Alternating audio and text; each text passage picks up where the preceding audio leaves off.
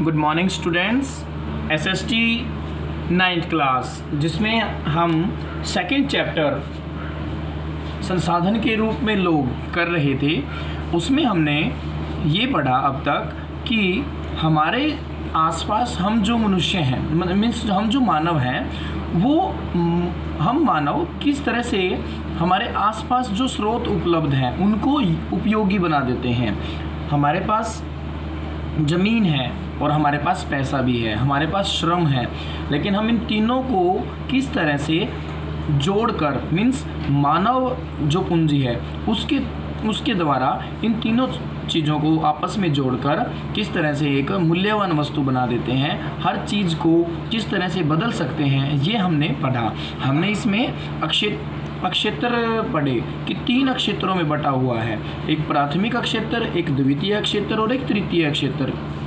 इस तरह से हमने पढ़ा और तीनों क्षेत्रों को मैंने बताया था कि प्रथम में अक्षेत्र में क्या रहता है, कृषि के से संबंधित चीज़ें रहती हैं, और द्वितीय क्षेत्र में जो विनिर्माण होता है, जो प्रोसेसिंग वर्क होता है, वो उससे संबंधित होता है। और जो तीसरा होता है, तीसरा जो क्षेत्र होता है वो तृतीय क्षेत्र, वो क्या करता है, वो प्रथम और द्वितीय क्षेत्र की सहायता करता है, उसको असिस्ट करता है एक तरह से।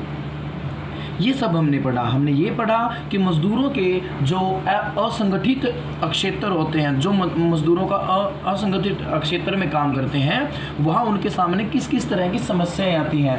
महिलाओं से संबंधित समस्याएं भी हमने पढ़ी कि जब महिलाएं किसी असंगठित क्षेत्र में काम करती हैं तो किस तरह से कानूनी रूप से उनको सुरक्षा नहीं दी जाती, स्वास्थ्य रूपी सुविधाएँ उनको नहीं मिलती, और भी उनके वेतन से संबंधित बातें भी हमने पढ़ी। हमने ये भी देखा कि अगर कोई संगठित क्षेत्र में काम करता है, किसी संगठित क्षेत्र में काम करता है व्यक्ति, तो उसको किस तरह से अलग अलग सुविधाएं मिलती हैं। उसके बाद हमने जो जनसंख्या से जुड़े हुए 2 टॉपिक्स थे वो रीड आउट किए। उन जनसंख्या के अंदर हमने पढ़ा कि जो शिक्षा है, कि शिक्षा किस तरह से एक मनुष्य का विकास ही नहीं, उसके देश, उसके समाज, राज्य और विश्व का विकास करने में भी सहायता प्रदान करती है। और स्वास्थ्य सुविधा के बिना वो शिक्षा भी अधूरी है, ये भी हमने पढ़ा। हमने पढ़ा कि किस तरह से हमारे देश में, हमारे आसपास स्वास्थ्य सुविधाओं में बदलाव किया जा रहा है, धीरे धीरे उसमें किस तरह से बदलाव आया है और कितनी उसमें बढ़ोतरी हुई है। ये सब हमने चीज़ें बेटा अभी तक पढ़ ली है। आज हमारा जो टॉपिक होगा वो होगा बेरोजगारी। आप में से बहुत बच्चों ने सुना होगा बेरोजगारी से जूझते हुए युवा। न्यूज़पेपर में बड़े ऐसी मतलब जो खबरों से भरे रहते हैं न्यूज़पेपर इन चीज़ों से, और हमारा जो युवा वर्ग है वो काफ़ी परेशान है इस समस्या से, जो बेरोजगारी समस्या है। तो हम पढ़ेंगे आज कि किस किस तरह की बेरोजगारी होती है और उसके पीछे क्या क्या कारण हो सकते हैं। तो चलिए हम अपना टॉपिक स्टार्ट करते हैं। बेरोजगारी। सकल की माँ शीला अपने घरेलू कामकाज और बच्चों की देखभाल तथा खेती के काम में अपने पति बूटा की मदद करती थी। देखो हमने सकल पढ़ा था और एक विलास, 2 बच्चों के बारे में पढ़ा था। अब यहाँ क्या कहता है कि जो सकल की माँ है वो अपने घरेलू कामकाज करती है और क्या करती है, और बच्चों की देखभाल करती है। उसके अलावा अपने पति के साथ जो खेत में थोड़ी बहुत हेल्प की ज़रूरत बच जाती है फिर उसमें भी हेल्प कर देती है।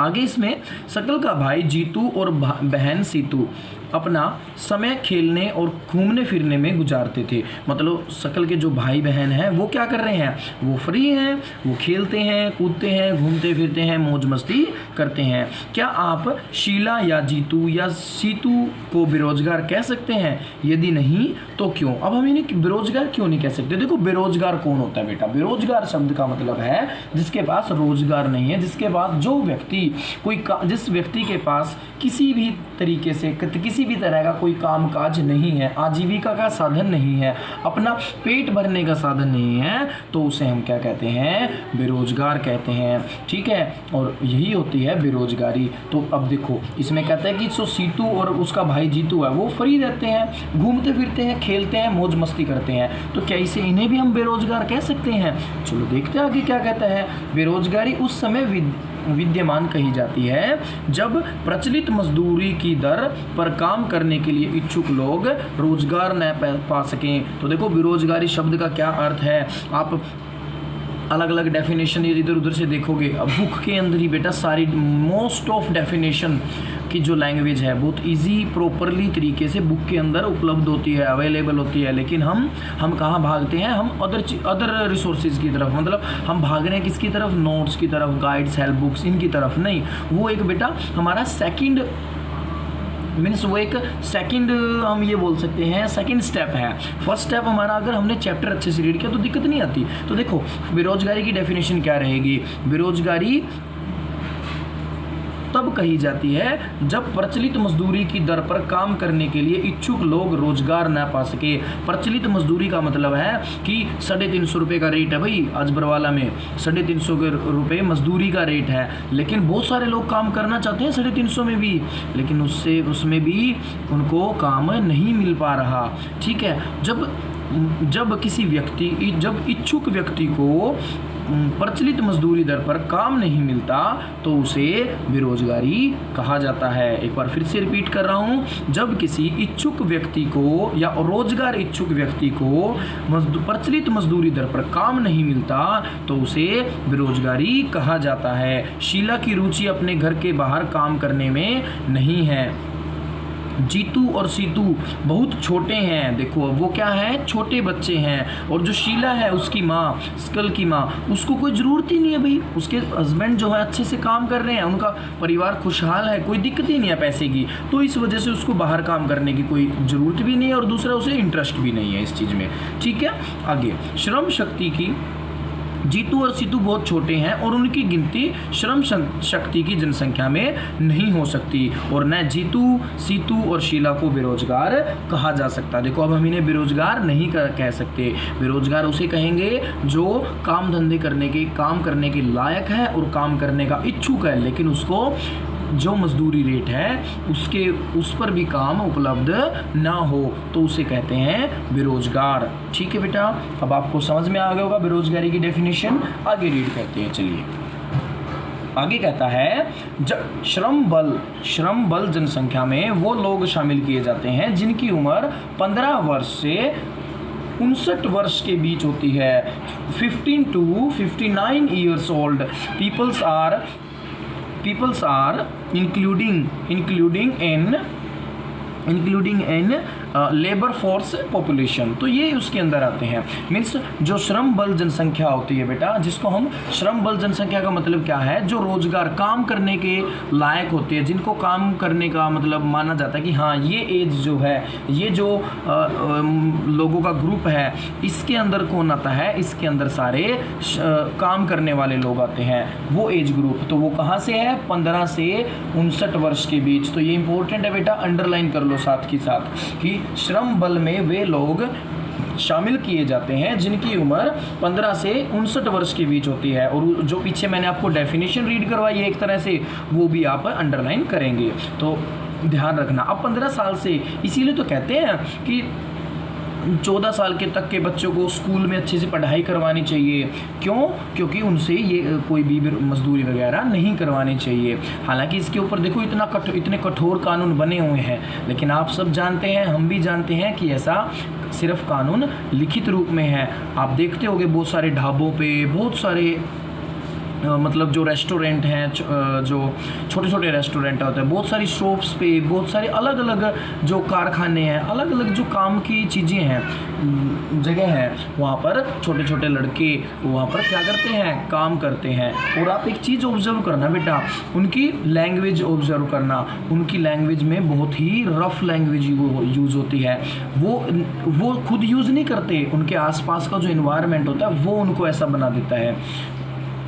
तो ये हमारे देखो एक तरह से हम कह सकते हैं कि हमारा एक पिछड़ापन ही है, इसे हम पिछड़ापन ही कहेंगे कि देश में इतनी ज़्यादा जनसंख्या है, इतनी सारी सुविधाएं भी, इतने सारे कानून होने के बावजूद भी हमारा जो हमारी ये कह सकते हैं जो बहुत सारे बच्चे हैं वो क्या है, वो मजदूरी में धकेले जाते हैं। चलो आगे रीड करते हैं। स्कल के भाई और बहन इस आयु वर्ग में नहीं आते, मतलब वो 15 साल से छोटे हैं, इसलिए वो मजदूरी वगैरह वो बेरोजगार नहीं कहे जा सकते, इसलिए उन्हें बेरोजगार नहीं कहा जा सकता। स्कल की माँ शीला परिवार के लिए काम करती है और वह अपने घर से बाहर जाकर पारिश्रमिक के लिए काम करने की इच्छुक नहीं है, मतलब उसकी कोई इच्छा नहीं है। देखो सीधी सी बात है भाई, ज़्यादातर जो घर में लेडीज़ होती हैं, देखो आज मॉडर्न टाइम थोड़ा सा चेंज हो गया, आजकल जो हस्बैंड और वाइफ है दोनों ही क्या चाहते हैं, दोनों ही बाहर जाकर थोड़ा पैसा कमाना चाहते हैं, एक ये मॉडर्न टाइम है। लेकिन आप थोड़ा सा अगर आज की जनरेशन जो आज का टाइम है उससे थोड़ा सा पीछे की तरफ झाँकोगे या तो देखोगे वहाँ आपको देखने को मिलेगा बहुत सारी औरतें काम भी करती हैं। तो उनके पीछे कारण क्या होता है, कई बार पारिवारिक स्थिति अच्छी नहीं होती कि जो हस्बैंड है, जो परिवार में पुरुष हैं, उनकी जो वो कमाते हैं, जो उनके रोजगार के साधन है, उससे परिवार का अच्छे से गुजारा नहीं होता। तो उस गुजारे को और अच्छा करने के लिए परिवार में जो मतलब रोजी रोटी चल रही है उसको सुविधाजनक और बच्चों का फ्यूचर एक थोड़ा अच्छा बनाने के लिए तो महिलाएं भी क्या करती हैं, काम करती हैं। यहाँ जो शीला है, जो स्कल की माँ है, उसको ऐसी कोई ज़रूरत नहीं दिखाई दे रही, तो इसलिए वो एक दूसरी मेन बात होगी उसकी रुचि भी नहीं है, और मेन बात एक बात ये देखो दो बातें होगी, एक तो रुचि नहीं है और दूसरा ज़रूरत भी नहीं है। जिसको ज़रूरत होती है, ज़्यादातर घरों में जो लेडीज़ ज़्यादातर वर्क करती हैं, वर्किंग लेडीज़ आप देख लेना, वर्किंग वूमेंस जो देखोगे तो वो क्या उसके पीछे कारण क्या है, वो मेन यही है पारिवारिक स्थिति का।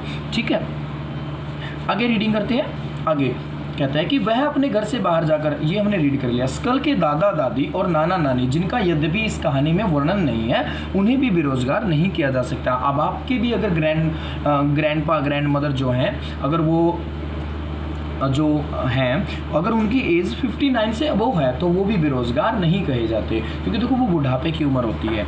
ठीक है, आगे भारत के संदर्भ में ग्रामीण और नगरीय क्षेत्रों में बेरोजगारी तथापि ग्रामीण और नगरीय क्षेत्र में बेरोजगारी की प्रकृति में अंतर है। यहाँ ग्रामीण क्षेत्रों में मौसमी और प्रच्छन्न बेरोजगारी है, नगरीय क्षेत्रों में अधिकांशतः शिक्षित बेरोजगारी है। देखो यहाँ पर बहुत ही इंपॉर्टेंट टॉपिक्स यहाँ आ रहे हैं, ऐसे टॉपिक्स हैं जो काफ़ी जो मतलब आगे की जो ये कह सकते हैं आप कॉम्पिटिटिव एग्ज़ाम जो देते हो वहाँ पर भी कभी कभी वन लाइन में ये क्वेश्चन आ जाते हैं और इनके ऑप्शन भी होते हैं वहाँ ऑलरेडी, लेकिन हम उन चीज़ों को अच्छे से नहीं पकड़ पाते कई बार वहाँ पर। लेकिन अगर आप इन चीज़ों को अभी से समझना शुरू कर दोगे तो आपको दिक्कत नहीं आएगी। यहाँ तो कहना चाहता है कि जो भारत में अगर बेरोजगारी देखी जाए तो ग्रामीण जो क्षेत्र है, देखो दो क्षेत्र है हमारे यहाँ, एक तो ग्रामीण क्षेत्र है और एक शहरी क्षेत्र। तो बेटा ग्रामीण और शहरी दोनों क्षेत्र में जो बेरोजगारी उपलब्ध है ना, वो दोनों में ही क्या है, भिन्नता है। दोनों में क्या पाई जाती है, भिन्नता पाई जाती है। और ग्रामीण क्षेत्र में जो मिलेगी आपको मौसमी बेरोजगारी या प्रच्छन्न बेरोजगारी में देखने को मिलेगी। मैं फिर से रिपीट कर रहा हूँ, अंडरलाइन भी कर लेना। ग्रामीण क्षेत्रों में मौसमी और प्रच्छन्न बेरोजगारी होती है, नगरीय क्षेत्रों में अधिकांशतः शिक्षित बेरोजगारी होती है। देखो नगरीय क्षेत्रों में क्योंकि वहाँ एजुकेशन के रिसोर्सेज बहुत ज़्यादा होते हैं। आप देखना शहरों के अंदर जो बेरोजगारी मिलेगी, पढ़े लिखे लोग ज़्यादा बेरोजगार मिलेंगे, उनके पास कोई काम धंधा नहीं होता। ठीक है, और गाँव में जो मिलेगी वो थोड़ी सी अलग तरह की बेरोजगारी मिलेगी। तो एक बार फिर से रिपीट कर रहा हूँ, इनको अंडरलाइन कर लें। ग्रामीण क्षेत्रों में मौसमी तथा प्रच्छन्न बेरोजगारी और नगरीय क्षेत्रों में अधिकांशतः शिक्षित बेरोजगारी। एक वन लाइन का क्वेश्चन और यहाँ से अराइज हो सकता है 1 मार्क्स के लिए कि क्या ग्रामीण और नगरीय क्षेत्रों में पाई जाने वाली बेरोजगारी की प्रकृति एक समान होती है? नहीं, दोनों क्षेत्रों में पाई जाने वाली बेरोजगारी की प्रकृति में काफ़ी भिन्नता पाई जाती है। ठीक है, तो इस तरह से आप जवाब दे सकते हैं। नेक्स्ट, अब यहाँ पढ़ेंगे हम इन दोनों बातों की डिटेल्स कि जो मौसमी बेरोजगारी है वो किस तरह की होती है और जो शिक्षित बेरोजगारी होती है वो कैसी होती है। देखिए, मौसमी बेरोजगारी तब होती है जब लोग वर्ष के कुछ महीनों में रोजगार प्राप्त नहीं कर पाते। देखो मौसमी बेरोजगारी, मौसमी मतलब एक मौसम हो गया, एक टाइम की एक ऐसी बेरोजगारी जो कुछ टाइम के लिए होती है। तो मौसमी बेरोजगारी तब होती है जब लोग वर्ष के कुछ महीनों में रोजगार नहीं प्राप्त नहीं कर पाते। अंडरलाइन कर लेना बेटा ये। कृषि पर आश्रित लोग आमतौर पर इस तरह की समस्या से जूझते हैं। वर्ष में कुछ व्यस्त मौसम होते हैं जब बुआई, कटाई, निराई और गहाई होती है। कुछ विशेष महीनों में कृषि पर आश्रित लोगों को अधिक काम नहीं मिल पाता। अब देखो गांव में क्या होता है, देखो गांव में ज़्यादातर लोग किससे जुड़े हुए हैं, खेती बाड़ी से जुड़े हुए हैं, कृषि से जुड़े हुए हैं। तो उनके रोजगार भी कैसे होंगे, खेतों से जुड़े होंगे, खेतों के अंदर जो काम होता है उससे जुड़े होंगे। अब उसमें कैसे होता है, उसमें देखो जब फसल की बुआई होती है, जैसे थोड़े दिनों पहले, जैसे अभी की जस्ट अभी तो कुछ दिन पहले की बात कर सकते हैं हम, क्या किया जा रहा था, धान बोया जा रहा था, तो रोजगार था। अब धान बो चुके हैं, अब धान में किसी तरह के एक्स्ट्रा लेबर की ज़रूरत नहीं है। देखो बड़ी दूर दूर से, देखो पहले तो हमारे यहाँ ज़्यादातर मजदूर बिहार से आते थे, लेकिन कोविड-19 की वजह से इस साल जो बिहार से मजदूर थे, बिहारी जिसको हम बोलते हैं, वो लोग यहाँ पर अब की बार इतने नहीं अवेलेबल हो पाए। तो हमारे आसपास के लोग ही क्या करते थे, खेतों में जाकर मजदूरी करते थे, मतलब दिहाड़ी पे या किसी तरह भी जो उनका रेट फिक्स होता था उसके अकॉर्डिंग धान लगाते थे। अब वो धान लगाने का जो काम था तो उनको रोजगार मिल गया, लेकिन अब धान लग चुका है तो वो क्या हो गए, अब वो बेरोजगार हैं। ठीक है, मतलब मौसम के हिसाब से अब उनको रोजगार कब मिलेगा, जब ये फसल पक जाएगी। जब ये फसल पक जाएगी, इसकी कटाई के लिए ज़रूरत पड़ेगी, तो तब इनके मजदूरों की ज़रूरत पड़ेगी, तब फिर उनको रोज़गार मिल पाएगा। मतलब बुआई और जो बीच में मतलब कटाई है, इसके बीच में जो ये 3-4 महीने 5-6 महीने का जो टाइम पीरियड होगा, ये क्या होगा, ये उनके लिए एक तरह से बेरोजगार का ही पीरियड होगा। दूसरी बात, आप कपास से मान के चलो, जब कपास की बुआई चल रही थी तो थोड़ा सा रोज़गार उस टाइम मिला, फिर उसके अंदर जो जिसे हम खुदी निकालना बोलते हैं, नोड़ा निकालना, शायद नोड़ा निकालना ही होता है। थोड़े से अगर लोकल वर्ड यूज़ होता है बेटा तो माइंड मत करना, क्योंकि जितना आप इन चीज़ों को समझोगे, और मैं ये मानता हूँ कि अगर हम थोड़े से लोकल वर्ड भी यूज़ कर लेना, कई बार चीज़ें ऐसी होती हैं जो लोकल लैंग्वेज में ज़्यादा अच्छे से समझ में आ पाती हैं बजाय अदर लैंग्वेज के। तो इस चीज़ की आप थोड़ा सा मतलब मन में मत लेना कि सर लोकल वर्डिंग यूज़ कर रहे हैं। तो जो न्योड़ा निकाला जाता है, जो खुदी निकाली जाती है कसोले वगैरह से, तो उसके लिए भी क्या चाहिए। अब खेत में इतना बड़ा खेत होता है, एक व्यक्ति तो नहीं कर सकता। मान लो खेत का जो मालिक है उसमें उसके घर में 4 सदस्य हैं, उनसे नहीं होगा। अगर उसके 70-80 किले हैं या 10-15 किले हैं, 4-5 किले हो तो भी कोई, इतनी गर्मी के अंदर तो वो क्या करते हैं, दिहाड़ी देते हैं, दिहाड़ी पे मजदूर लेकर आते हैं, तो वो काम करते हैं। उसके बाद क्या होता है, उसके बाद फिर वो फ्री हो जाते हैं वो मजदूर। तो ये ऐसी जो होती है, ये गाँव के अंदर ऐसी ही बेरोजगारी पाई जाती है। तो जो आंसर रहेगा मौसमी बेरोजगारी का, वो इस तरह से रहेगा, मौसमी बेरोजगारी वह बेरोजगारी है जब लोग वर्ष के कुछ महीनों में रोजगार प्राप्त नहीं करते। विशेषतः कृषि पर आश्रित लोग इस समस्या से जूझते हैं। उन्हें फसल की बुआई, कटाई, निराई और गहाई के समय रोजगार मिलता है। बाकी समय में वे बेरोजगारी की समस्या से जूझते हैं या बिना काम के रहते हैं। तो ये आंसर रहेगा आपका। नेक्स्ट, प्रच्छन्न बेरोजगारी क्या है। देखो प्रच्छन्न बेरोजगारी, ये चीज़ थोड़ा सा समझ लो। एक है मौसमी बेरोजगारी और एक है प्रच्छन्न बेरोजगारी। यहाँ पर और वर्ड यूज़ किया गया है, या वर्ड यूज़ नहीं किया गया। और का मतलब क्या होता है, दोनों। ठीक है, तो हम प्रच्छन्न अलग चीज़ है बेटा और मौसमी अलग चीज़ है, ये दोनों चीज़ों को आप कंबाइन मत कर देना। तो प्रच्छन्न के बारे में पढ़ते हैं। प्रच्छन्न कहता है, प्रच्छन्न बेरोजगारी के अंतर्गत लोग नियोजित प्रतीत होते हैं, उनके पास भूखंड होता है जहां उन्हें काम मिलता है। ऐसा प्राय कृषिगत काम में लगे परिजनों में होता है। किसी काम में 5 लोगों की आवश्यकता होती है, लेकिन उसमें 8 लोग लगे रहते हैं। इनमें 3 लोग अतिरिक्त हैं। ये तीनों इसी खेत पर काम करते हैं जिस पर 5 लोग काम करते हैं। इन तीनों द्वारा किया गया अंशदान 5 लोगों द्वारा दिए गए योगदान में बढ़ोतरी नहीं करता। अगर 3 लोगों को हटा दिया जाए तो खेत की उत्पादकता में कोई कमी नहीं आएगी। खेत में 5 लोगों के काम की आवश्यकता है और 3 अतिरिक्त लोग प्रच्छन्न रूप से बेरोजगार होते हैं। देखो प्रच्छन्न बेरोजगारी, यह वो बेरोजगारी है जिसमें ये कह सकते हैं हम कि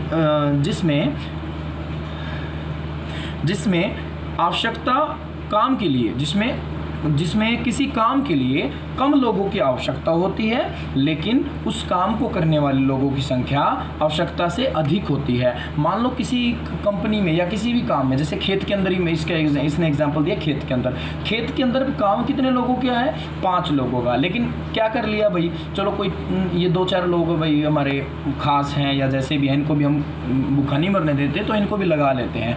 लेकिन अगर वो 3 लोग ना काम करें तो भी खेत का उनका काम अच्छे से होगा, अगर वो कर रहे हैं तो भी कोई प्रॉब्लम नहीं है, मतलब उनके होने या न होने से कोई फ़ायदा या नुकसान नहीं हो रहा, तो उसे हम कहते हैं प्रच्छन्न बेरोजगारी। मौसमी बेरोजगारी और प्रच्छन्न में ये डिफरेंस है बेटा। फिर से रिपीट कर रहा हूँ, प्रच्छन्न बेरोजगारी की डेफिनेशन किस तरह से आप इसी के अंदर से बनाओगे। प्रच्छन्न बेरोजगारी वह बेरोजगारी है जब किसी काम में आवश्यक लोगों से मतलब ये लिख सकते हो, प्रच्छन्न बेरोजगारी वह बेरोजगारी है जिसमें आवश्यकता से अधिक लोगों को काम पर रखा जाता है। आवश्यकता से अधिक लोगों को काम पर रखा जाता है।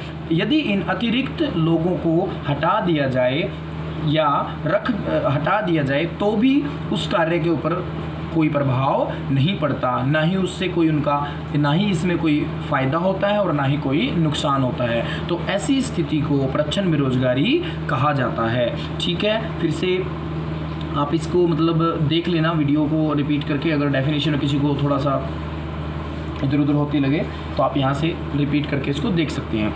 आगे देखिए, ये हमने पढ़े ग्रामीण क्षेत्र के बारे में। तो देखो, ये हमने 2 टॉपिक पढ़े ग्रामीण क्षेत्र के बारे में, मौसमी बेरोजगारी और प्रच्छन्न बेरोजगारी। अब ये कहाँ ज़्यादा मिलेगी? ये ज़्यादातर आपको मिलेगी ग्रामीण क्षेत्र में, ये ग्रामीण क्षेत्रों में देखी जाती है। अब आते हैं शहर के अंदर कि शहर में जो शिक्षित बेरोजगारी की बात हुई है वो कैसे होती है। शहरी क्षेत्रों के मामले में शिक्षित बेरोजगारी एक सामान्य परिघटना बन गई है। सामान्य मतलब एक नॉर्मल बन गई है, मतलब बड़ी संख्या में युवा जो हैं पढ़े लिखे हैं और बेरोजगार घूम रहे हैं, क्योंकि ना तो उनके पास कोई गवर्नमेंट जॉब है, उसमें कुछ क्योंकि गवर्नमेंट देखो वैकेंसीज वगैरह निकालती हैं लेकिन इतने अच्छे से नहीं कर पा रही है उनको हैंडल। और हर साल इतने युवा, लाखों युवा मतलब ग्रेजुएट होते हैं, लाखों युवा हम कह सकते हैं कि +2 पास होते हैं, 10th पास आउट होते हैं। और तो फिर वो क्या करते हैं, जो देखो 10th है या +2 है वो तो आगे एडमिशन ले लेते हैं, लेकिन जो ग्रेजुएट हो गए वो क्या हो गए, वो फ्री हो गए। हम वैसे तो कह सकते हैं कि पोस्ट ग्रेजुएट में भी जा सकते हैं, लेकिन एक अलग बात है बेटा, वो परिवार की स्थिति भी देखी जाती है। मतलब क्या हो रहा है कि इतनी बड़ी भीड़ हर साल इकट्ठा हो रही है, बेरोजगार मतलब जिनके पास कोई रोज़गार नहीं है। उसमें से रोज़गार अगर मिलता है कईयों को तो थोड़ा बहुत मिल पाता है, कुछ प्राइवेट में चले जाते हैं, चलो प्राइवेट सेक्टर में भी मिल जाती है जॉब, लेकिन फिर भी बहुत बड़ा जो एक हिस्सा है हमारे युवा के अंदर, शिक्षित युवा वर्ग के अंदर, तो वो बेरोजगारी से ही जूझ रहा है। अगर देखा जाए तो ये ज़्यादा ये जो शिक्षित बेरोजगारी है ये कहाँ मिलेगी? शहरों में मिलेगी, क्योंकि शहरों में एजुकेशन का जो सिस्टम होता है वो थोड़ा सा ज़्यादा होता है। इसका एग्जाम्पल, बहुत ही अच्छा एग्जाम्पल आप देख सकते हो कि जो शिक्षित बेरोजगारी हो किस तरह से है।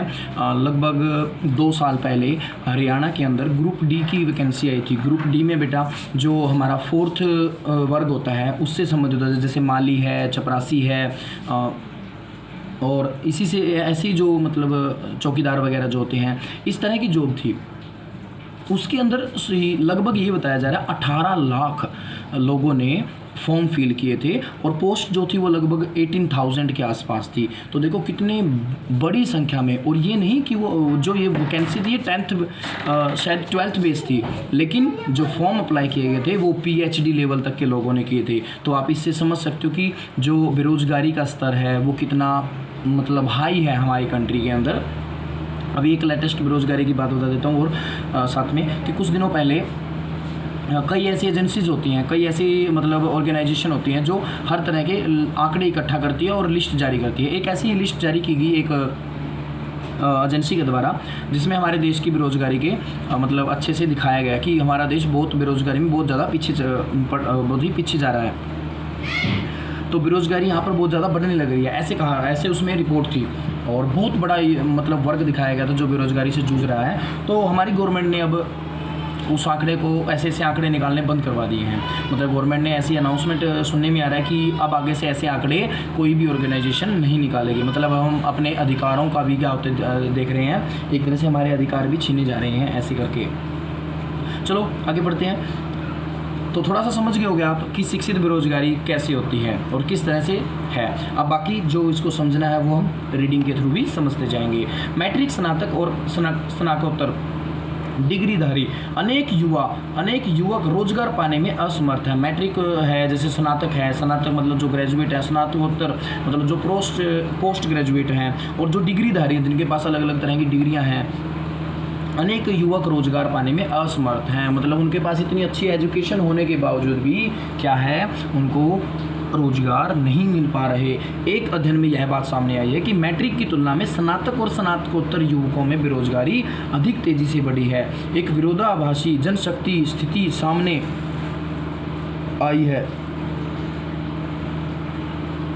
एक विरोधाभासी जनशक्ति स्थिति सामने आई है। कुछ विशेष श्रेणियों में जनशक्तियों के आधिक्य के साथ ही कुछ लोग श्रेणियों में जनशक्ति की कमी विद्यमान है। इसका कहने का मतलब देखो क्या है, एक विरोधाभासी जनशक्ति स्थिति सामने आई है। कुछ विशेष श्रेणियों में जनशक्ति के आधिक्य के साथ ही कुछ अन्य श्रेणियों में जनशक्ति की कमी विद्यमान है। मतलब बहुत सारी अलग अलग जो ग्रुप्स हैं, कहीं पर देखो इनके अंदर विरोधाभास कैसे है। विरोधाभास ऐसे है, कुछ वर्ग ऐसा है जो मतलब ऊंचाइयों की बुलंदियों को छूने लग रहा है, जिनको रोजगार मिल रहे हैं। किसी वर्ग में क्या स्थिति है, किसी श्रेणी में ऐसी स्थिति बनी हुई है कि बहुत बड़ी भीड़ ऐसी खड़ी है जिनके पास रोजगार ही नहीं है। तो यहाँ ये कहना चाहता है, एक और तकनीकी अर्हता प्राप्त लोगों के बीच बेरोजगारी है, तो दूसरी ओर आर्थिक समृद्धि के लिए आवश्यक तकनीक कौशल की कमी भी है।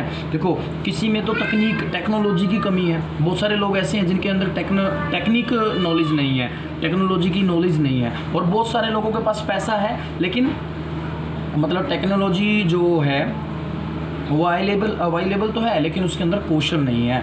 ठीक है, मतलब उनके अंदर स्किल नहीं है। बहुत सारे आपने देखे होंगे ऐसे डिप्लोमा होल्डर होंगे अलग अलग फील्ड के अंदर, जिनके पास डिप्लोमे तो इतने होंगे लेकिन अगर उनसे वो वर्क करवा कर देखा जाए ना रियलिटी में, तो वो नहीं कर पाते। क्यों? क्योंकि उनके अंदर स्किल नहीं है, टेक्निक स्किल नहीं है। ठीक है, तकनीकी जो ज्ञान है, कौशल है, उसकी उनके अंदर कमी है। इसमें ये कहना चाहता है, बेरोजगारी से जनशक्ति संसाधन की बर्बादी होती है। अब देखो जितनी ज़्यादा बेरोजगारी होगी, जो जनशक्ति संसाधन है उसकी बर्बादी होगी, क्योंकि देखो जो मानव पूंजी है, मानव पूंजी क्या है, वो तो घर बैठी है, वो कुछ काम ही नहीं कर रही, बेरोजगारी के अंदर जीवन व्यतीत कर रही है, तो फिर क्या होगा, उससे तो हानि ही होगी ना, बर्बादी होगी। युवकों में निराशा और हताशा की भावना होती है। बहुत सारे युवक हैं जो मतलब क्या हो जाते हैं, बेरोजगारी की वजह से परेशान हो जाते हैं, और कई तो इतनी डिप्रेशन में भी चले जाते हैं। कई ऐसे होते हैं बेचारे जो मेहनत करते हैं लेकिन नहीं जॉब लग पाती, और कुछ समय के बाद उनकी उम्र भी निकल जाती है, और वो फिर अपना जीवन मतलब एक तरह से ही निराशापूर्ण निकाल देते हैं, कहते हैं कि कुछ नहीं हुआ। लोगों के पास अपने परिवार का भरण पोषण करने के लिए पर्याप्त मुद्रा नहीं होती। बहुत सारे ऐसे मतलब बहुत सारे ऐसे लोग हैं जिनके जो अपने परिवार का गुजारा भी नहीं कर पाते। शिक्षित लोगों के साथ जो कार्य करने के इच्छुक हैं और सार्थक रोजगार प्राप्त करने में समर्थ नहीं है, यह एक बड़ा सामाजिक अपव्यय है। मतलब एक समाज के लिए बहुत बड़ी हानि है। ठीक है, कि जो मतलब शिक्षित लोगों के साथ जो कार्य करने के इच्छुक हैं और सार्थक रोजगार प्राप्त करने में समर्थ नहीं है, वो बेरोजगारी से आर्थिक बोझ में वृद्धि होती है। अब आर्थिक बोझ भी तो बढ़ेगा। सिंपल सी बात है। एक मान लो आपके घर है, अब एक ही पर्सन है, घर में 10 सदस्य हैं और ज़्यादातर सभी काम करने के लायक है, लेकिन एक ही बंदा कमा रहा है। ठीक है, तो खर्चा चलाना मुश्किल है, आर्थिक बोझ बढ़ रहा है। लेकिन अगर सभी कमाने लग जाएंगे तो वो आर्थिक बोझ क्या हो जाएगा, बिल्कुल कम हो जाएगा, स्लो डाउन हो जाएगा। ठीक है, डाउन ही हो जाएगा, स्लो क्या। तो इस तरह से कार्यरत जनसंख्या पर बेरोजगारों की निर्भरता बढ़ती है। अब जो काम करने वाले हैं, जैसे मैंने कहा ना, एक परिवार का एक आदमी काम कर रहा है और बाकी घर पे बैठे हैं, तो क्या होगा, जो वो काम करने वाला ना, उसके ऊपर बोझ बढ़ेगा जनसंख्या का। ठीक है, तो कार्यरत जनसंख्या, जो काम करने वाली जनसंख्या है, उसके ऊपर जो बेरोजगार जनसंख्या है उसका बोझ बढ़ता जाएगा। ठीक है, प्रेशर किसके ऊपर आएगा, जो वर्किंग पॉपुलेशन है, जो काम करने वाले लोग हैं, उसके ऊपर निर्भरता बढ़ती जाएगी। किनकी? बेरोजगारों की। उनको उन पे डिपेंड रहना होगा। किसी व्यक्ति और साथ ही साथ समाज के जीवन की गुणवत्ता पर बुरा प्रभाव पड़ता है। पढ़ना ही है बेटा। जब किसी परिवार को मात्र जीवन निर्वाह स्तर पर रहना पड़ता है तो उसके अब देखो, सिर्फ अगर खाने के लाले हो जाते हैं, अगर खाने की ही चीज़ें अच्छे से उपलब्ध नहीं हो पा रही, खाने की चीज़ें अच्छे से उपलब्ध नहीं हो पाएंगी तो वो परिवार स्वास्थ्य सुविधा पर कैसे ध्यान दे पाएगा। तो उस फैमिली का जो मतलब हेल्थ लेवल है, हेल्थ का जो स्तर है वो क्या हो जाएगा, वो गिरता जाएगा। एजुकेशन सिस्टम जो है उस घर के अंदर वो क्या होगा, वो आपको ज़्यादा नहीं मिलेगा, वो भी डाउन होता जाएगा। तो स्कूल प्रणाली से अलगाव में वृद्धि होगी। अलगाव का मतलब क्या है, स्कूल से दूर होते जाएंगे ऐसे परिवार जहाँ सिर्फ खाने पीने की चीज़ों के लिए भी रोजगार उपलब्ध नहीं हो पा रहे। आगे कहता है इसलिए किसी अर्थव्यवस्था के समग्र विकास पर बेरोजगारी का अहितकर प्रभाव पड़ता है। तो मतलब अगर किसी अर्थव्यवस्था का पूरी तरह से विकास करना है ना, तो विकास जो होता है उसके ऊपर बेरोजगारी का बहुत ही ज़्यादा प्रभाव पड़ता है। बेरोजगारी में वृद्धि मंदीग्रस्त अर्थव्यवस्था का सूचक है। अगर बेरोजगारी में वृद्धि होती रहेगी तो जो अर्थव्यवस्था है ना वो भी स्लो डाउन हो जाएगी, मंदी आ जाएगी उसमें। तो इसलिए बेरोजगारी को ज़्यादा से ज़्यादा क्या करना चाहिए, ख़त्म करना चाहिए। यह संसाधन की बर्बादी भी करता है जिन्हें उपयोगी ढंग से नियोजित किया जा सकता है। अगर लोगों को संसाधन के रूप में प्रयोग नहीं किया जा सका तो वे स्वाभाविक रूप से अर्थव्यवस्था के दायित्व बन जाएंगे। ठीक है, मतलब क्या बन जाएंगे, वो अर्थव्यवस्था के दायित्व बन जाएंगे। हालांकि होना क्या चाहिए, अर्थव्यवस्था जो है वो किसकी वजह से बढ़नी चाहिए, लोगों की वजह से बढ़नी चाहिए। ठीक है, सांख्यिकी रूप से भारत में बेरोजगारी की दर निम्न है। जो बेरोजगारी की दर है वो क्या है, निम्न।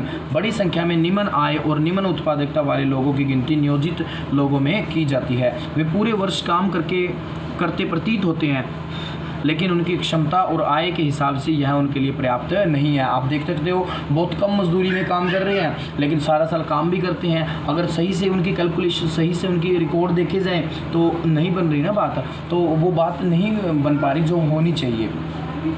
आगे, इसलिए शायद वे अपनी पसंद का कोई अन्य काम करना पसंद कर सकते हैं। सॉरी, इसमें एक लाइन स्किप होगी। वे काम तो कर रहे हैं पर ऐसा प्रतीत होता है वे उन काम पर थोपे हुए हैं। आप देख सकते हो, आप में मतलब हमारे आसपास बहुत सारे ऐसे लोग होते हैं जो कुछ अलग फील्ड का काम, जो एजुकेशन है उनके पास कुछ अलग फील्ड की होती है लेकिन वो आए किसी और डिपार्टमेंट में हुए हैं। ठीक है, मान लो इंजीनियरिंग की हुई है और अब वो बैंकिंग में जाने लग रहे हैं। ठीक है, जिन्होंने बैंकिंग के लिए कोर्सेज़ किए हुए थे वो टीचिंग लाइन में जाने लग रहे हैं और जिन्होंने टीचिंग लाइन के लिए किए हुए थे वो किसी और लाइन में आपको मिलने लग रहे हैं। तो ये क्या है, ये वही सिस्टम है। अगर हम अपने इंटरेस्ट से, अब जिसे टीचिंग का इंटरेस्ट है अगर वो टीचिंग ही करेगा तो देखो वो एजुकेशन सिस्टम को कितना अच्छा लेकर जा सकता है। अब जिसने इंजीनियरिंग की है और उसको आप कुछ और वर्क दे दो तो वो क्या उसको मज़े से कर पाएगा, वो उसकी एक मजबूरी है। जाना तो वो कहाँ चाहता था, वो अपने फील्ड में ही जाना चाहता था। वहाँ अपना जो मतलब हुनर है, उसका जो कौशल है, उसकी जो स्किल है वहाँ देखी जा सकती है, न कि उसकी स्किल किसी और डिपार्टमेंट में देखी जा सकती है। तो यही यहाँ भी यही बात कहना चाहता है कि ज़्यादातर लोग ऐसे हैं जिनके ऊपर काम थोपे जा रहे हैं, बेचारे मजबूरी में काम करते हैं, जो वो करना चाहते वो नहीं कर पाते। गरीब लोग बेकार नहीं बैठ सकते, वे किसी भी काम से जुड़ जाना चाहते हैं चाहे उससे कितनी भी कमाई हो। मतलब जो गरीब लोग होते हैं वो सोचते हैं कोई ना कोई तो रोज़गार होना चाहिए, भले ही भाई पैसे कम मिल रहे हैं कोई बात नहीं, हमें कोई दिक्कत नहीं, लेकिन रोज़गार मिलना चाहिए, ऐसा सोचते हैं वो। अपनी इस कमाई से वे किसी तरह जीवन निर्वाह कर पाते हैं। मतलब ऐसा सोचते हैं कि किसी न किसी तरह जीवन चलता रहे, रुके ना। आगे, इसके अतिरिक्त प्राथमिक क्षेत्र में स्वरोजगार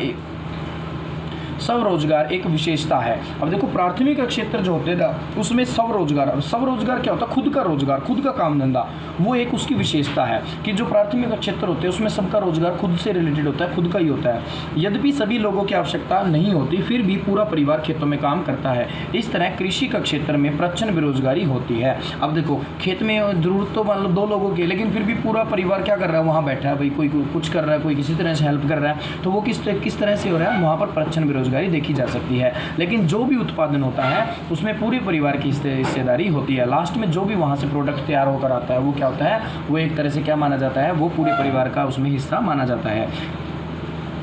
खेत के काम में साझेदारी और उत्पादित फसल में हिस्सेदारी की धारणा ग्रामीण क्षेत्रों में बेरोजगारी की कठिनाइयों में कमी लाती है। देखो बेरोजगारी जो ग्रामीण क्षेत्र में है उसमें कमी कैसे आती है, बहुत सारे लोगों के पास अच्छी खासी ज़मीन होती है और क्या करते हैं वो लोग अपनी ठेके पे ज़मीन दे देते हैं या हिस्से पे ज़मीन दे देते हैं, जैसे अधवाड़े पे ले लेना, मतलब इस तरह के कुछ देखो मतलब तरीके होते हैं जो गांव में यूज़ किए जाते हैं, अधवाड़े पे या फिर ठेके पे ले लेना। ठीक है, उसमें क्या होता है, मान लो जिसने आधी जो फसल होगी, मेहनत मान लो मजदूरी का काम जो है वो देख रेख कौन कर रहा है, कोई जो गांव का जो बेरोजगार लोग थे वो कर रहे हैं, लेकिन जो मालिक है ज़मीन का उसको आधी जो फसल का उत्पादन होता है वो आधा उसको मिल जाता है, तो वो अदवाड़े वगैरह में आता है। ठेके में क्या होता है, जैसे मेरी मान लो मैं किसान हूँ, मैं बेरोजगार हूँ और आप मान लो क्या हो, आपके पास बहुत सारी ज़मीन है, अब मैं आपको कुछ अमाउंट दे दूंगा कि मैंने 1 किले के 50,000 रुपये आपको दे दिए। अब वो ज़मीन पर जो भी फसल उगाऊंगा वो सारा जो भी कुछ खर्चा आएगा वो सारा मैं उठाऊंगा, जो फसल होगी वो भी, उसमें जो फ़ायदा नुकसान जो होगा वो मेरा होगा, आपका उसमें कोई रोल नहीं है। मैं सिर्फ आपको एक तरह से कह सकते कि किराया दे दिया मैंने आपको, ठीक है, वो पट्टे पर ज़मीन होती है, ठेके पर ज़मीन होती है। तो इस तरह से बेरोज़गारी दूर हो जाती है, हिस्सेदारी और जो साझेदारी होती है। लेकिन इससे परिवार की गरीबी कम नहीं होती। प्रत्येक परिवार में अधिशेष श्रमिक रोजगार की तलाश में गांव से शहरों की ओर प्रवास करते हैं। अब ये आप देखते हो, गांव से शहरों की ओर लोग क्यों आते हैं, क्योंकि गांव में बहुत सारे लोग क्या हैं, बहुत सारे लोगों पर रोजगार नहीं होता, इसलिए वो क्या बन जाते हैं, प्रवासी बन जाते हैं, शहरों की तरफ आने लग जाते हैं। आगे कहता है, आइए उपरोक्त तीनों क्षेत्रों में रोजगार की परिदृश्य की चर्चा करें कि रोजगार के जो अलग अलग दृश्य हैं किस तरह से तीनों क्षेत्र के बारे में हम डिस्कशन करेंगे। आगे एक स्टोरी दी जाएगी शायद। पिछले वर्ष में पूर्व चर्चित प्रच्छन्न कृषि का सबसे अधिक अवशोषण करने वाला अर्थव्यवस्था का क्षेत्र कृषि है। कहते हैं कि कृषि का सबसे अधिक अवशोषण करने वाला अर्थव्यवस्था का क्षेत्र कृषि ही है, ठीक है। पिछले वर्षों में पूर्व चर्चित प्रच्छन्न बेरोजगारी के कारण कृषि पर जनसंख्या की निर्भरता में बहुत कमी आई है। मतलब देखो, कृषि के ऊपर जो डिपेंड थे वो अब धीरे धीरे क्या होता जा रहा है, उसमें कमी आती जा रही है। अब कृषि के ऊपर डिपेंड होने की बजाय लोग और काम धंधे भी करना शुरू कर रहे हैं। कृषि अधिशेष श्रम का कुछ भाग द्वितीय या तृतीय का क्षेत्र में चला गया है। मतलब जो लोग पहले कृषि सिर्फ खेती बाड़ी पे डिपेंड रहते थे ना, आज वो मतलब जो प्रोसेसिंग द्वितीय क्षेत्र है, जो प्रोसेसिंग विनिर्माण का काम है उससे जुड़ने लगे हैं, वहाँ पर काम धंधे तलाशने लग गए हैं। या फिर तृतीय क्षेत्र जो सेवा का काम है, ठीक है, प्रथम और द्वितीय का जो सेवा करनी होती है उसमें चले गए हैं। द्वितीय का क्षेत्र में छोटे पैमाने पर होने वाले विनिर्माण में श्रम का सबसे अधिक अभिशोषण होता है। देखो, जो द्वितीय क्षेत्र होता है, मैंने कहा ना विनिर्माण होता है, जैसे खेत में गन्ना तो तैयार हो गया, अब गन्ने का जो विनिर्माण किया जाएगा उससे गुड़, शक्कर, चीनी या फिर जो और प्रोडक्ट्स बनाए जाएंगे, वो जो चीज़ें बनेंगी तो उसमें वह कहाँ बनेगी, वो कारखाने में बनेगी। अब कारखाने में किसकी ज़रूरत है, लेबर की ज़रूरत है। तो मतलब जो द्वितीय क्षेत्र होता है वहाँ मजदूर वर्ग जो है बहुत ही बड़ी ज़्यादा डिमांड होती है। तृतीय क्षेत्र में जैव प्रौद्योगिकी, सूचना प्रौद्योगिकी आदि सरीखी विभिन्न नई सेवाएँ सामने आ रही हैं। अब देखो, तृतीय में बैंक हैं, बैंकों के अंदर बहुत सारे लोग जाने लग रहे हैं, बहुत सारे लोग टीचिंग के अंदर हेल्प कर रहे हैं, बहुत सारे लोग मतलब स्वास्थ्य सेवाओं से जुड़कर अपना सहयोग देने लग रहे हैं। तो इस तरह से क्या हो रहा है, धीरे धीरे बदलाव आने लग रहा है। आइए यह जानने के लिए एक कहानी पढ़ें और कैसे लोग अपने गांव की अर्थव्यवस्था के लिए परिसंपत्ति बन जाते हैं। मतलब एक कहानी पढ़ेंगे जिसमें ये पता चलेगा कि किस तरह से कुछ लोग जो गांव के लोग हैं वो उसकी अर्थव्यवस्था की संपत्ति के रूप में आ गए हैं। एक गांव की कहानी। एक गांव था जिसमें अनेक परिवार रहते थे। प्रत्येक परिवार इतना उपजा लेता था कि उसके सदस्य खा पी सके। मतलब सभी लोग अच्छी फसल उग रही थी और खा पी लेते थे। परिवार के सदस्य अपने कपड़े बुनते, अपने बच्चों को पढ़ाते, मतलब बच्चों को पढ़ा भी रहे हैं, अपना काम धंधा भी कर रहे हैं। इस तरह प्रत्येक परिवार अपनी आवश्यकताएं स्वयं पूरी कर लेता था। इनमें से एक परिवार ने अपने एक बेटे को कृषि महाविद्यालय में भेजने का फैसला लिया। लड़के को निकट के कृषि महाविद्यालय में प्रवेश मिल गया। कुछ समय पश्चात वह कृषि इंजीनियरिंग की योग्यता प्राप्त कर गाँव लौट आया। मतलब उसने जो एग्रीकल्चर के अंदर जो इंजीनियरिंग होती है उसकी वो योग्यता प्राप्त कर ली। वह इतना सृजनात्मक निकला, मतलब वो कह सकते हैं ना क्रिएटिव निकला कि उसने एक उन्नत किस्म के हल का नमूना तैयार कर लिया। एक ऐसा हल बना लिया, पलाव बना लिया जिससे अच्छे से खेती में हेल्प हो सकती है। एग्रो इंजीनियरिंग, इस तरह जिससे गेहूं की उपज में वृद्धि होगी। इस तरह गांव में एग्रो इंजीनियरिंग का एक नया काम सृजित हुआ और वही उसकी पूर्ति हुई। गांव के उस परिवार ने अपनी अधिशेष फसल निकट के गांव में बेच दी। ठीक है, जो मतलब उसकी बची हुई फसल थी उसको कहाँ बेच दिया, पास के गाँव में बेच दिया। इससे अच्छा लाभ हुआ जिसे उन्होंने आपस में बांट लिया। इस सफलता से प्रेरित होकर कुछ समय पश्चात गाँव के सभी परिवारों ने एक बैठक की। अपने बच्चों के लिए भी बेहतर भविष्य की चाह रखते थे। मतलब ऐसे परिवार इकट्ठा हुए कि भाई हम भी अपने बच्चे को ऐसे फ्यूचर दे सकते हैं, अच्छी लाइफ दे सकते हैं। तो उन्होंने इस एक मीटिंग की इसके लिए। उन्होंने पंचायत से गांव में एक स्कूल खोलने का अनुरोध किया। अब देखो स्कूल की डिमांड बढ़ने लग गई है। और पंचायत ने उन्होंने पंचायत को विश्वास दिलाया कि वे सभी अपने बच्चों को स्कूल भेजेंगे। अब देखो बहुत सारे गांव हैं जिनमें स्कूल नहीं है। अगर स्कूल होते हैं, कई जगह पे सरकारी स्कूल होते हैं, गवर्नमेंट स्कूल्स होते हैं, लेकिन फिर भी बच्चे नहीं जा पाते, बहुत सारे बच्चे वहाँ पर नहीं जाते। तो अगर वहाँ जाएं, उनका अच्छे से यूटिलाइज़ किया जाए तो बहुत अच्छा जो है गाँव का स्तर सुधर सकता है, अच्छा चेंज आ सकता है। निकट के कस्बे से एक शिक्षक की नियुक्ति की गई, मतलब गांव में स्कूल खोल दिया गया और निकट के कस्बे से एक टीचर को नियुक्त कर दिया। इस गांव के सभी बच्चे स्कूल जाने लगे। अब गांव के बच्चे क्या कर रहे हैं, सभी स्कूल में जाने लगे। कुछ समय पश्चात गांव के एक परिवार ने अपनी लड़की को सिलाई का प्रशिक्षण दिलाया, मतलब जो स्टिचिंग के अंदर जो ट्रेनिंग होती है वो दिलवा दी उन्होंने। वह अब गाँव के सभी लोगों के लिए कपड़े सीने लगी, क्योंकि अब सभी लोग अच्छे ढंग से सिले कपड़े पहनना चाहते थे। देखो पहले घर पे सिलते थे, एक घर पे तो ऐसे ही चलता था काम, लेकिन अब उनको एक टेलर मिल गया है। अब इससे क्या हो गया, गांव में दर्जी का काम शुरू हो गया। इसका एक और सकारात्मक प्रभाव हुआ, किसानों का कपड़े खरीदने के लिए दूर जाने वाला समय भी बचने लग गया। देखो अब किसानों का टाइम भी बच गया। अब कपड़ा जो लेने जाना था वो बाहर जाते थे, अब वो यहीं पर शुरू हो गया। उसके बाद क्या कहते हैं, किसान खेतों में अधिक समय लगाने लगे। अब खेतों में के लिए अच्छा टाइम दे पाएंगे ना, इसलिए उपज बढ़ गई। यह समृद्धि का प्रारंभ था, मतलब इससे विकास होने का, ये विकास की मतलब एक शुरुआत थी। किसानों के पास उपयोग से अधिक वस्तुएं थी, मतलब उपयोग जितनी चाहिए करनी थी ना, उससे भी ज़्यादा वस्तुएं थी उनके पास। अब वे अपने उत्पादन उन लोगों को बेच सकते थे जो उनके गाँव के बाजार में आते थे। ठीक है। समय के साथ साथ वह यह गांव, जहां प्रारंभ में किसी नए काम का औपचारिक रूप से कोई अवसर नहीं था, शिक्षक, दर्जी, एग्रो इंजीनियर तथा अन्य तरह के लोगों से परिपूर्ण हो गया। मतलब जिस गांव में स्कूल नहीं था, जिस गांव में टीचर मतलब दर्जी वगैरह भी नहीं थे, लोग अपने ही मतलब कपड़े सील लिया करते थे बड़ी मुश्किल से, आज वहाँ पर अच्छे टीचर हैं, अच्छा स्कूल हैं, अच्छे दर्जी हैं, अच्छे एग्रो इंजीनियर और भी अलग अलग जो डिपार्टमेंट्स जो भी वर्क होते हैं वो वहाँ पर हैं। यह एक साधारण गांव की कहानी थी जहां मानव पूंजी के उठते स्तर ने उसे जटिल और आधुनिक आर्थिक क्रियाकलापों में के स्थल के रूप में विकसित बनाया है। देखो मानव पूंजी जो है बेटा वो बहुत ही शक्तिशाली होती है। वो किसी के देश के विकास जो है वो इसी के ऊपर डिपेंड होता है। अगर मानव पूंजी सुस्ती में जीवन व्यतीत करेगी, उसका अच्छे से यूज़ नहीं किया जाएगा, तो उससे उस देश का विकास कभी नहीं हो पाएगा, नुकसान ही होगा। तो ये था बेटा हमारा सेकंड चैप्टर। इस चैप्टर को आप अच्छे से मतलब इस वीडियो के थ्रू समझें और अपनी रीडिंग करें। और मैं फिर से रिपीट करूंगा, रीडिंग को जितना महत्व दोगे उतने ही ज़्यादा, ये देखो ये जो इतना कुछ लिखा हुआ ना, ये तभी समझ में आ पाएगा आपको।